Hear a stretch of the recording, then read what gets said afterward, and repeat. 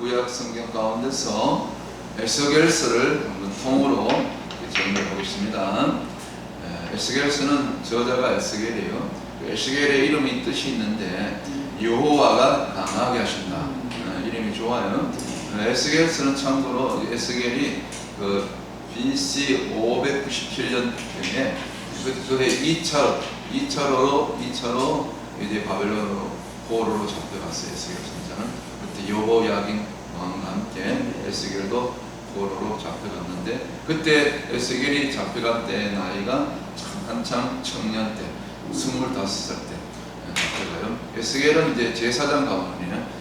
아버지가 제사장이니까 자기도 제사장의 직무를 이제 물려받게 되는데, 제사장 직무를 보통 몇 살부터 하죠? 30살. 근데 제사장 직무 할 날이 5년밖에 안 남았는데 그냥 못 채우고 포로로 바벨론으로 갔어. 그래서 한 5년 지난 다음에 에스겔서 1장 보면 하나님께서 에스겔을 부르죠. 환상 가운데. 그래서 30살 말하자면 제사장 직무 감당할 그해 그 나이에 부르시더라고요. 그 대신에 우리 본국에서 이렇게 예언 활동하는 게 아니고 에스겔은 포로기 곧 바벨론에서 거기서 예언 활동하다 거기서 나중에 생을 마칩니다. 근데 같은 동시대에 예언 활동했던 선자가 있죠. 유명한 선자, 특별히 이제 예레미야 같은 동시대인데, 예레미야는 주로 본국에서 예언 활동하다가 나중에 BC 586년에 바벨론 포로 3차로 또 잡혀갈 때 그때 또 같이 바벨론으로 가서 또 포로기 이후에는 또 바벨론에서도 같이 예언 활동하고 같은 동시대에 예언 활동했던 선지자고, 그 다음에 또 특히 에스겔은 어릴 때부터 또 제사장 가문이니까 신앙 교육을 잘 받고, 특별히 이제 에스겔이 이제 커갈 때 그때 당시에 요시야 왕의 어떤 그 개혁이라든가 그 다음에 또 다른 하박국 선자라든가 이런 좋은 또 선지자들의 영향을 받고 아주 경건하게 제사장으로 잘 준비된 그런 인물이죠. 그러니까 또 거기에 맞게 하나님께서 때가 되니까 그렇게 불러서 특별히 마지막 때 이 에스겔서는 내용이 엄청 많잖아요. 특별히 계시록과도 관련 있고 앞으로 미래에 되어질 그 모든 환상까지 다 보죠. 예언을 다 봤죠. 신도 38장, 39장 가면 곡과 마곡 전쟁, 마지막 때 일어날 일들, 그 다음에 또 거전에 37장 마른뼈가 막 살아나는 거죠. 마른뼈는 이스라엘이거든. 주님한테 버림받은 그 이스라엘의 날 때가 되면 뼈와 뼈가 다시 부딪혀서 살이 붙고 근육이 붙어서 살아나죠. 거대한 군대로 이스라엘 회복되는 것을 미리 본 거예요. 에스겔 37장. 그리고 나서 나중에 이제 40장 이후로 가면 그 새 성전에 대한 환상, 그 다음에 36장 가면 또 이제는 이 예수님을 하나님을 대적했던 이스라엘이 그 불순종했던 이스라엘이 이제 그 성령이 임하면서 그들에게 새 영, 그들의 마음 가운데 이제는 새 영이 부어지면서 그들이 이제 메시아교로 예수학교로 돌아오는 그런 이스라엘의 회복에 대한 그런 환상들, 그런 내용들이 이제 쭉 36장 또 그 이후에 40장 이후에 그 다음에 그 성전에 대한 환상, 그 다음에 성전 뜰로부터 또 샘수가 터져 나오는 그런 환상들이 쭉 나오죠. 그런 것이 이제 마지막 이스라엘의 회복에 대한 내용이에요. 그런 것까지 40장, 41장 보면 쭉 이어지고 마지막 하나님의 영광이 43장에 어디로부터 동편은 하나님의 영광이 들어오는 쪽이거든요. 동편 케뎀이라고 해요. 케뎀. 동편은 하나님의 영광이 들어오는 쪽. 아냐들과 43장에 보면 마지막 다시 예루살렘으로 이스라엘로 회복될 그 자기 백성 선민들이 또 이방인 포함해서 이제 하나님의 영광이 쭉 동편으로 들어오게 되죠. 그런 내용, 정말 그 에스겔의 내용은 장엄한 한편의 막 역사 드라마 같아. 영화로 만들면 아주 멋질 것 같아. 이거 정말 아주 멋있어. 너무 대작이라서 이거 영화 만들면 막 수백억 들어갈 것 같아. 그죠? 한번 만들었으면 좋을 것 같아.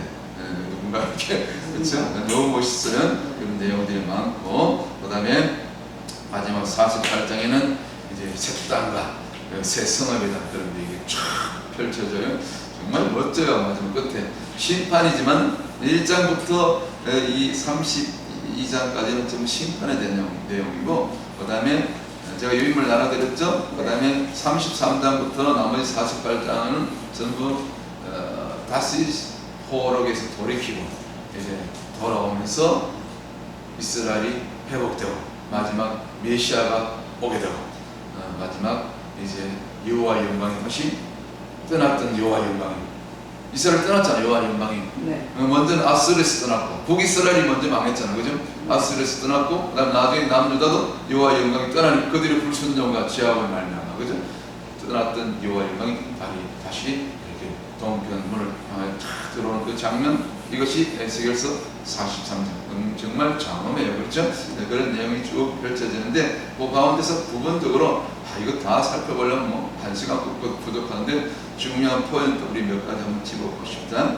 그래서 특별히 이제 그 에스겔서 보면은 1장에 보면 그 20장 21절 보면은 그 초반에 환상이 쭉 나타나는데 에스겔의 환상이 보여지는데 네 생물에 대한 그 수레바퀴가 달려있고 막 네 생물이 뭐 동에 번쩍 서여봤자고 막 이렇게 번쩍번쩍 순식간에 움직여. 그 사람들이 꼭 보면 그 UFO가 움직이는 것처럼 막 빠르게 막 갑자기 각도를 바꾸고 빠른 속도로 막 움직이는 그런 모습이 나오는데 그 보면은 네 생물이 뭐 사람 모양도 있고 소 모양도 있고 네 가지 모양이 있죠. 그런데 거기 바퀴들이 달렸는데 바퀴들이 움직일 때마다 바퀴들이 따라서 움직이죠. 근데 바퀴들을 누가 이끄냐면 그 바퀴 가운데 무슨 어떤 신이 있대. 그것이 뭡니까? 그 하나님 신이지.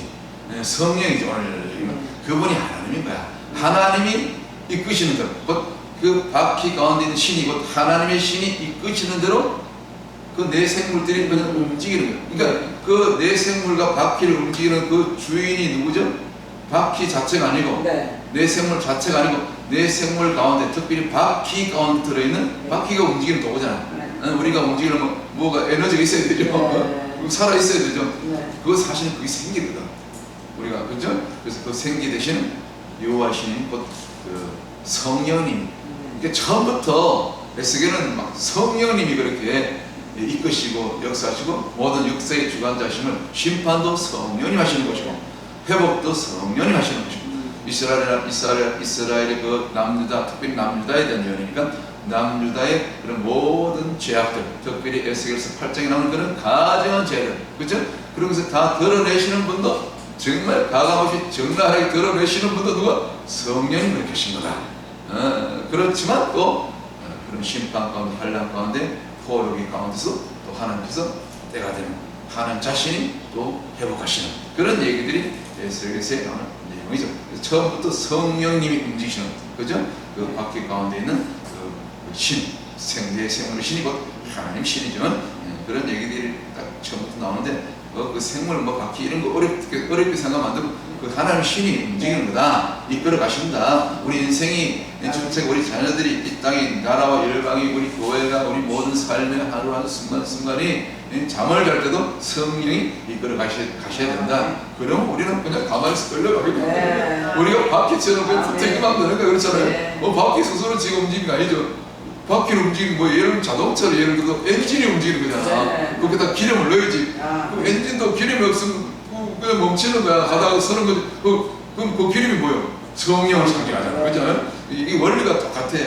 그래서 본론으로 쭉 가가지고 에스겔서는 그래서 처음부터 성령을 시작해서 성령을 끝나면서 성령이 다 보여주는 거야. 앞으로 되어질 일들을 회복까지. 그 다음에 그 특별한 특징은 에스겔서 특징은 전부 환상이라든가 어떤 상징행위 그렇죠? 누구를 통해서 에스겔 자신이 막 상징행위로 그 자기 몸이 누구 같아? 예레미야하고 비슷해. 그렇죠? 예레미야도 자기 몸이 만드는 그랬잖아요. 그렇지만 막 구덩이도 빠지고 예레미야가 아직 막 죽을 법이 많이 넘기잖아요. 근데 에스겔은 또 에스겔대로 완전 선지자가 되는 것은 어려워. 좌로 불러 390일 예를 들면 우로 불러 또 40일 해가지고 430일 그 에스겔서 4장에 그런 상징행위들 좌로 390도 390일 누워있는 거 좌편으로 아니 390일을 누워서만 지낸다고 생각해봐. 우리 견딜 수 있겠어요? 아니 하루가 뭐야.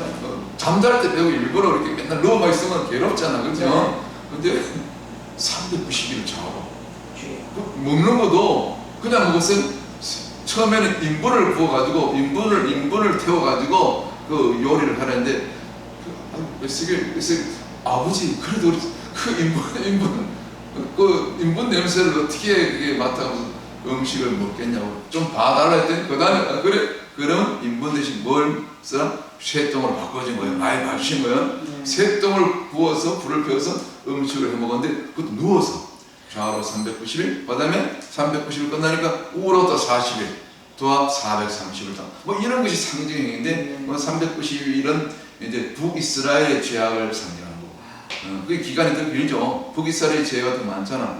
스물 왕이 전부 다 처음부터 우상숭배 여러 왕부터. 근데 남유다는 그래도 좀 봐줄 만해. 그래서 그 남유다는 20명 왕 중에 그래도 8명은 뭐 요시아라든가 히스기야 선한 왕이 있었죠. 그래서 좀 기간이 짧은 거예요. 사실 이 다 하나는요 행한 대로 갚아줘요. 그냥 그대로 행한 대로 죄 지은 대로 뭐 기간이 다른 거예요. 근데 에스겔은 뭔 죄가 있었어? 자기가 왜 그걸 몸으로 다 담당하냐고.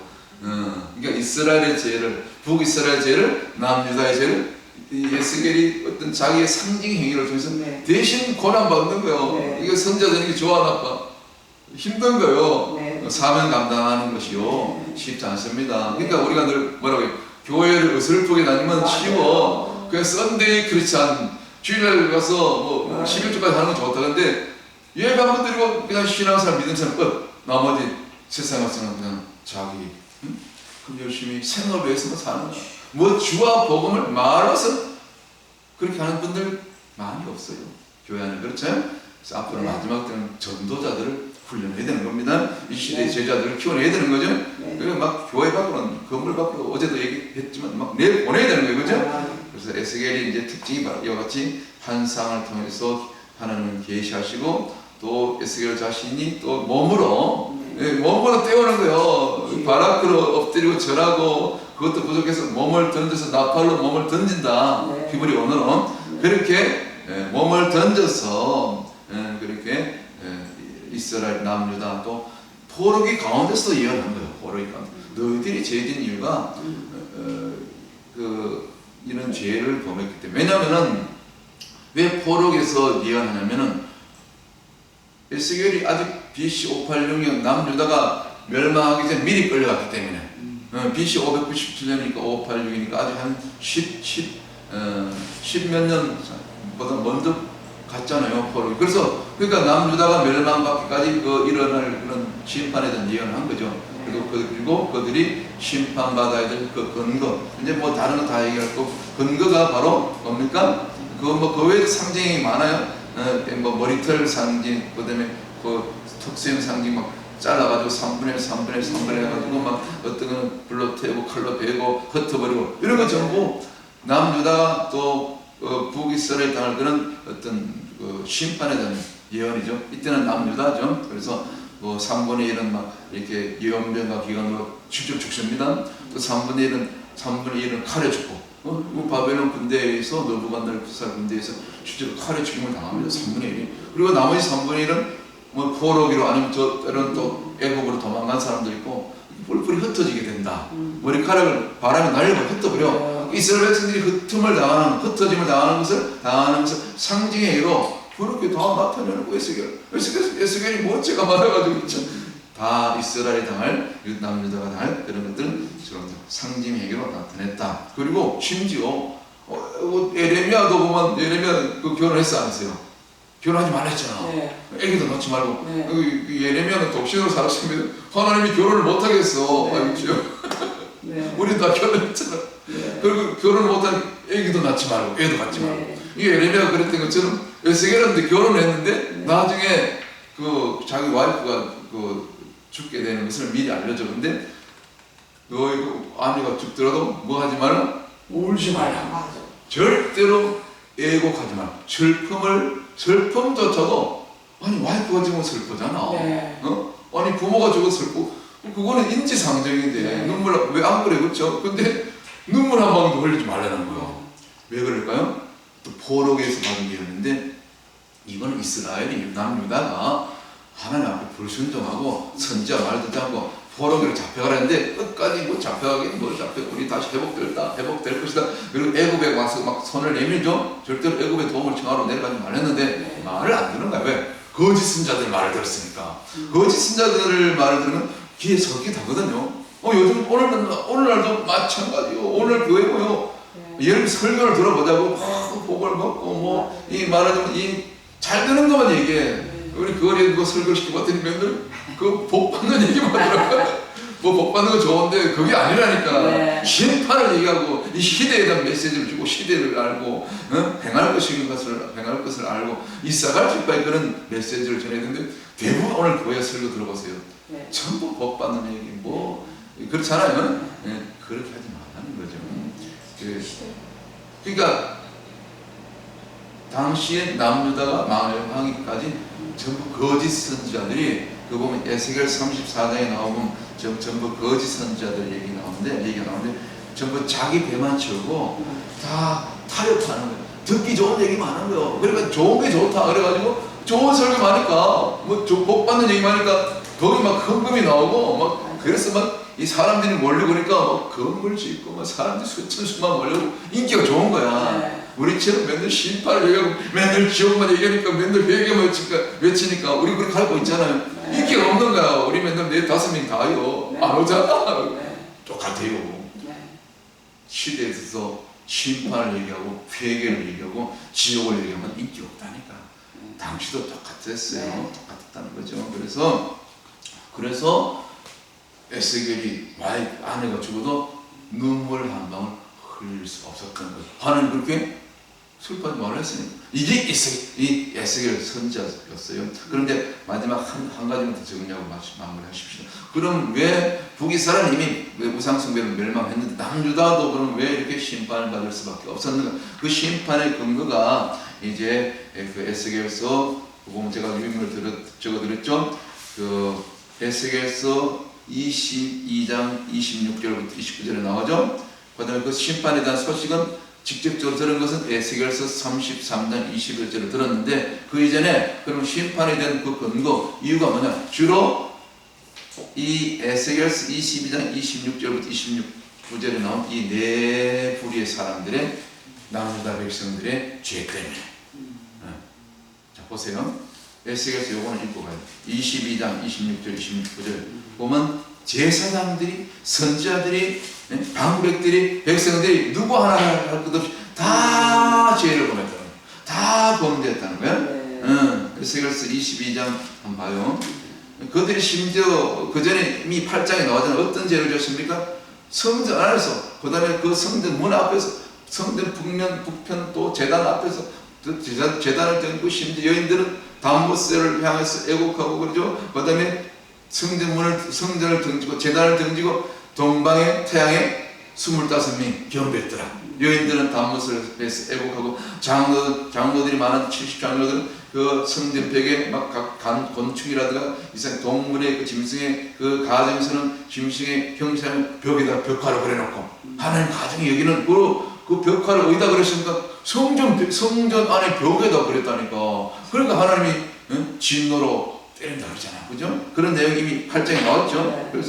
그래서 이제 이것이 이제 한마디로 요약해서 에스겔서 22장에 보니까 그들이 어떤 죄를 범했는가 보니까 26절부터 한번 봐요. 다 같이 시작. 그 제사장들은 내 율법을 범하였으며 나의 성물을 더럽혔으며 거룩함과 속된 것을 분별하지 아니했으며 부정함과 정한 것을 사람으로 분별하게 하지 아니했으며 사람으로 그 다음에 그 눈을 가리워 나의 안식일을 보지 아니하였으며 안식일도 보면네 내가 그 가운데서 더럽힘을 받았느니라. 하나님이 더럽힘을 하나님이 무시당했다는 거 더럽힘을 당했다는 거. 그 다음에 27절 누가 그랬습니까? 제사장 반열이 있어. 제사장들이 그 짓을 했다니까. 아니 하나님 앞에 가장 거룩한 예배를 인도해야 돼 제사장들이. 그 다음에 27절 또 다같이 그 가운데 그 방백들은 식물을 삼키는 이리 같아서 불의의 일을 취하려고 피를 흘려 영혼을 멸하는 방백들은 귀족들 지도자들 요즘 식으로 얘기하면 나라 대통령 뭐 주지사 이런 정치적인 지도자들 있잖아요. 백성들 지도급에 있는 사람들 그 사람들이 전부 이해를 강하고 백성들 수탈하고 그런 얘기 아닙니까? 식물을 삼키는 이 착취하고 그러잖아요. 전부. 그 다음에 이 지도자들 방백들도 그 다음에 28절 나같이 그 다음에 그 선지자들이 그들을 위하여 화를 뭡니까? 회를 치라고 해치랬다. 네. 그 다음에 스스로 흩어난 이상을 보며 거짓. 왜? 거짓 복수, 거짓 예언을 행하며 여호와가 말하지 아니하였어도 주 여호와의 말씀이라 하였습니다.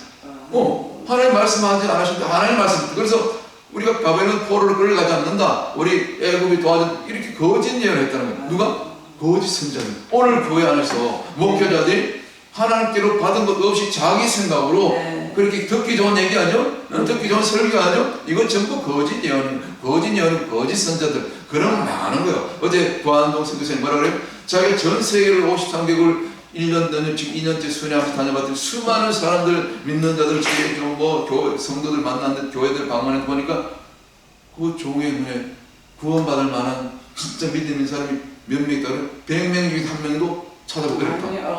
1000명 중에 한 명이 있을까 말까? 그 얘기 하셨죠? 네. 똑같은 얘기예요. 진짜 말세에 깨어있는 종들은 똑같은 얘기를 하더라고. 네.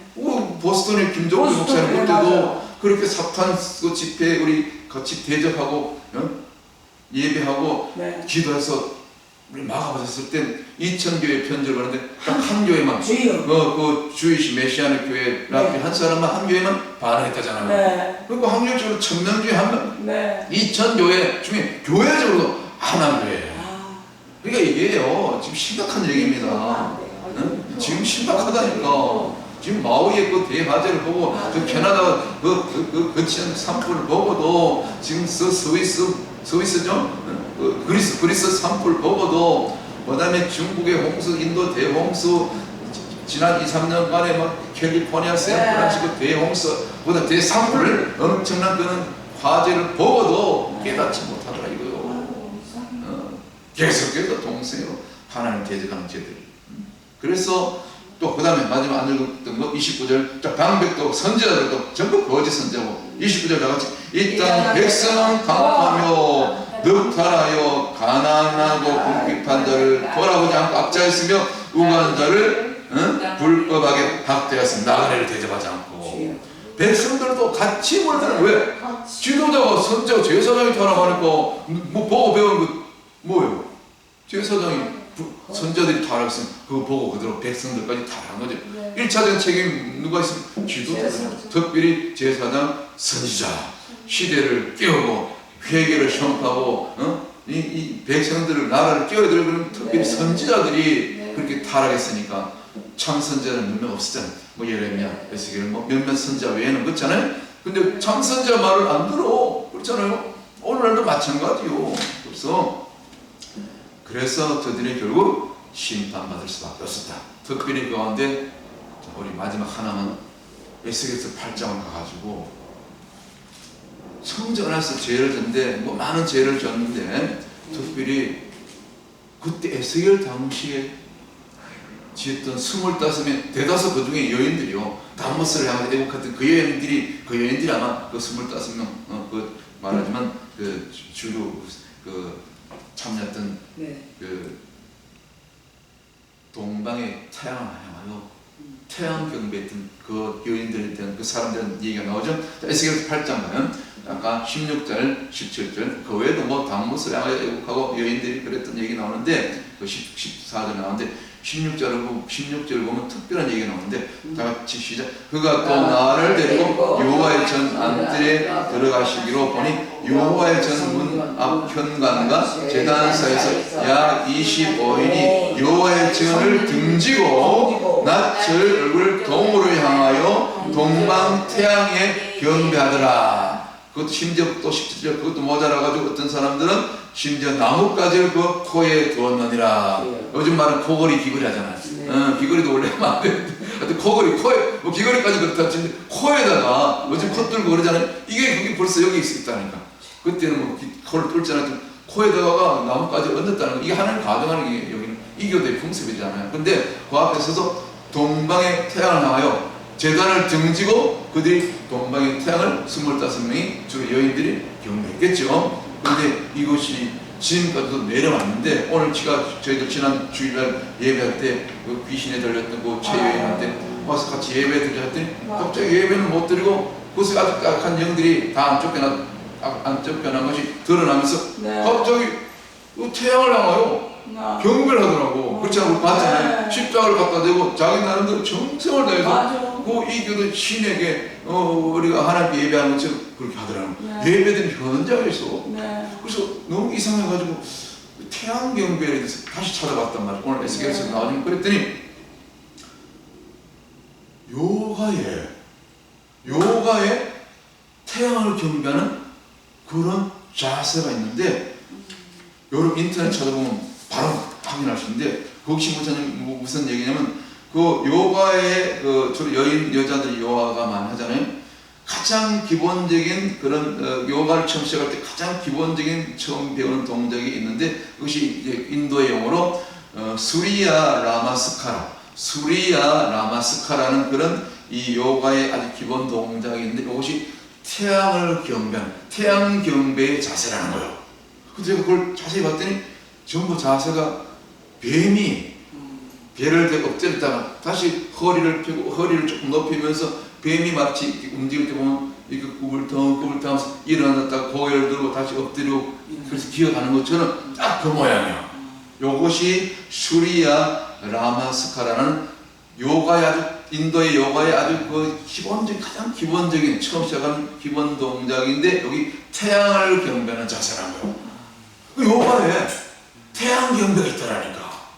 그 사람들이 모르고 심지어 믿는 기독교 교회 안에 이 운동이 몸에 좋다고 요가하는 사람들 많습니다. 이거 얘기해줘야 돼. 본인들은 모르는 상태에서 그 몸이 뱀의 형상, 뱀의 움직임을 모방하는 것이고 이것이 태양 경배에서 왔다는 거예요.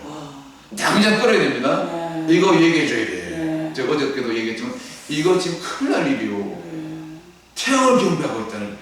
그런데 교회 가서 예배하죠? 그럼 어때요? 하나님이 그런 자들 예배 받아 그들은 모르고 했다지만 모르고 한 것도 죄 큽니다. 이제라도 깨달았으면 다 끊어버리고 하나님께로 회개하고 모르고 지은 자도 회개하고 돌이키고 다 끊어질 줄이십니다. 이것이 오늘 교회에 들었다니까. 그러니까 교회 안에 구원받을 자가 적다는 거예요. 알고 지었든지 모르고 지었든지. 그래서 이 시대에 이 깨어있는 정말 이 모든 것을 영적으로 밝히 드러내는 그런 이 시대에 참 선지자들이 필요한 거예요. 그런 교회가 필요하고 그런 신학교가 필요하고 그런 중보자들이 필요하고 나머지 내용은 나중에 회복되는 내용이고 그래서 에스겔의 모든 결론은 다시 회복되는 모습으로 에스겔 48장에 보면 이제 나오는데 마지막 48장 끝에 여호와 샴마로 끝이 나요. 다시 그러나 그런 가운데서 이제 바벨론에서 이스라엘이 돌이킬 때 이제 그 새롭게 세워지고 이제 이스라엘이 할때 새 땅과 새 성읍에게 이제 그 이름을 성읍의 이름을 그 땅 이름을 여호와 삼마라 했더라. 여호와 삼마가 다시 돌이키고 회복된다면 내가 여호와께서 거기 계시다. 마지막 여호와의 영광이 다시 회복되면 여호와께서 거기 계시는 여호와의 삼마로 이 여호와의 삼마의 은혜가 우리 자녀들 가운데 우리 또 교회들 가운데 우리 사역 가운데 우리 전도 현장에 나타나게 될 줄 믿습니다. 그래서 결론은 에스겔서의 결론은 에스겔서 48장 35절로 끝나는 5일 우리 기도하십시다. 에스겔서 마지막 48장 결론은 해피엔딩이에요. 자, 시작. 그 사명의 도합이 18,000척이라. 그날 후로는 그 성읍의 이름을 여호와 삼마라 하리라. 곧 여호와께서 거기 계시니라. 오늘 이 여호와의 삼마의 은혜가 오늘 우리 교회들 가운데 우리 자녀들 가운데 우리 전도 현장에 우리 밝은 별교회 뉴욕 방역교회에 충만히 임하기를 주의 이름으로 축원드립니다. 주님 역사에 주시옵소서. 예수 주님 이름으로 간절히 축복하고 기도하옵나이다. 아멘.